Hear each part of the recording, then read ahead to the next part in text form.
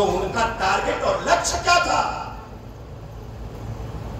कि राजभरों को नेस्तनाबूद कर दो। क्यों? कि इनके अंदर महाराजा सुहेलदेव राजभर का खून है। अगर देश पर राज करना है तो राजभरों को खत्म करना पड़ेगा। देश पर राज करना है तो पृथ्वीराज चौहान के खून खानदान को खत्म करना पड़ेगा। देश पर राज करना है तो भगवान निषाद राज के खून खानदान को खत्म करना पड़ेगा। और बाहर के आक्रमणकारियों का, खास तौर पर मुसलमानों का, मुगलों का सबसे ज्यादा अत्याचार अगर किसी के ऊपर बाद में हुआ तो हम लोगों के ऊपर। एक नारा के साथ वो वापस आए।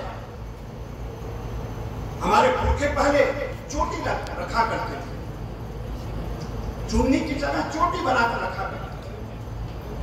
तो मुगलों ने नारा दिया कि जहां भी चोटी देखो गर्दन काट दो। और बहुत बड़े स्तर पर हम लोगों का कत्ल आ गया। हमारी बहन बेटियों की इज्जत आबरू के साथ खिलवाड़। बड़े स्तर पर लाखों करोड़ों करोड़ों लोग, हमारे लोगों की जानें ली गई, गर्दन काटे गए और हमें बेघर कर दिया गया। वक्ता लोग बोल रहे थे कि घुमंतु जाति, कहां से आई घुमंतु जाति?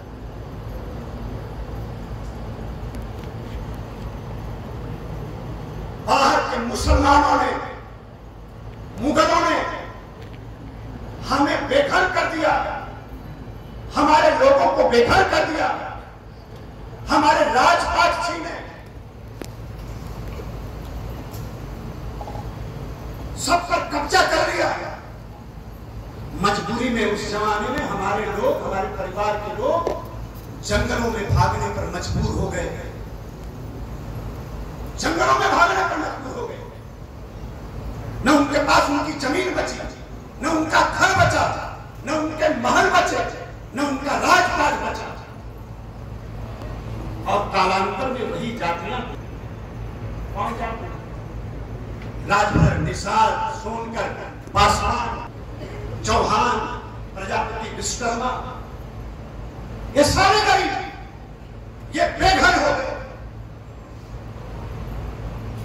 जो इस देश को महाराजा सुहेलदेव राजभर ने, भगवान श्री राम की अयोध्या को महाराजा सुहेलदेव ने जो बचाने का काम किया और देश को, पूरे हिंदुस्तान को 200 वर्ष से भी ज्यादा समय तक सुरक्षित रखने का जो काम महाराजा सुहेलदेव राजभर ने किया, मुगलों की 5 लाख से भी ज्यादा सेनाओं को मारने का काम हमारे राजा ने किया। उसका परिणाम ये रहा कि जब मुगल वापस आए तो बड़े पैमाने पर हमारे ऊपर हमला हुआ, हमारा सब कुछ छीन लिया गया, खून की नदियां बह गई,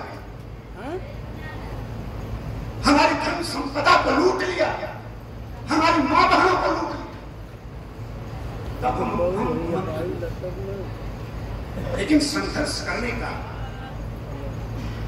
देश के पर मरने और मिटने का, संगठित होने का, जो एक राजा का की जो लड़ने की प्रवृत्ति होगी, वो तो हमारे खून से जा नहीं सकते। वो हमारे खून में है। लड़ना, अपने माटी के लिए लड़ना, अपने देश के लिए लड़ना, अपनी मां बहनों के लिए लड़ना, वो हमारे खून में है। और इसीलिए जब अंग्रेज आए और मुगल गए और अंग्रेज जब देश पर राज करने के लिए आ गया, राज करने लगा, तब हमारी विमुक्ति जाति के जो लोग हैं, ये संगठित होकर देश को आजाद कराने के लिए अंग्रेजों से खुलेआम लोहा लेने का काम हमारे लोगों ने शुरू किया। छापामार युद्ध करना शुरू किया, अंग्रेजों को मारना पीटना शुरू किया। समय के साथ अनंत जीवन बिताते बिताते संघर्ष से जो एक संगठन बनाया, उस संगठन को देश पर न्यौछावर करते हुए अंग्रेजों से संग्राम करने का काम अगर आजाद गुलाम भारत में किसी ने सबसे ज्यादा किया है तो ये विमुक्त जाति के लोगों ने किया है, विमुक्त जाति के लोगों ने किया है। और आप सभी लोगों से कहना चाहता कि हमें गर्व होना चाहिए।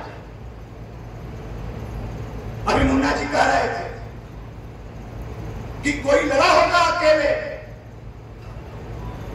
लेकिन हमारे लोगों ने जो लड़ाई लड़ी देश के लिए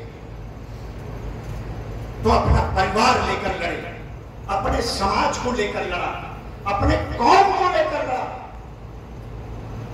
हमारा पूरा का पूरा समाज, चाहे हमारी माताएं बहनें हो, चाहे नौजवान हो, चाहे बुजुर्ग हो, हमारे समाज का हर व्यक्ति देश को आजाद कराने के लिए अंग्रेजों से लोहा लेना शुरू कर दिया। और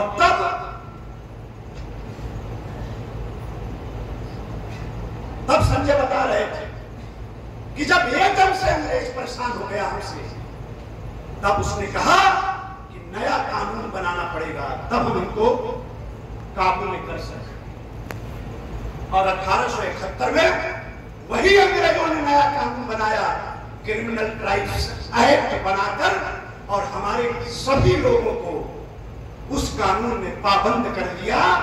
हमारे घर में बच्चा भी पैदा होता था तो अंग्रेज के खाते में वो अपराधी माना जाता था। हम अपने मर्जी से कहीं नहीं जा सकते। अगर हम कहीं गए तो हमको थाने में हाजिरी देनी पड़ती थी हमारे लोगों को कि हम 2 दिन के लिए अपने लड़की के यहां जा रहे हैं। इस प्रकार का जुल्म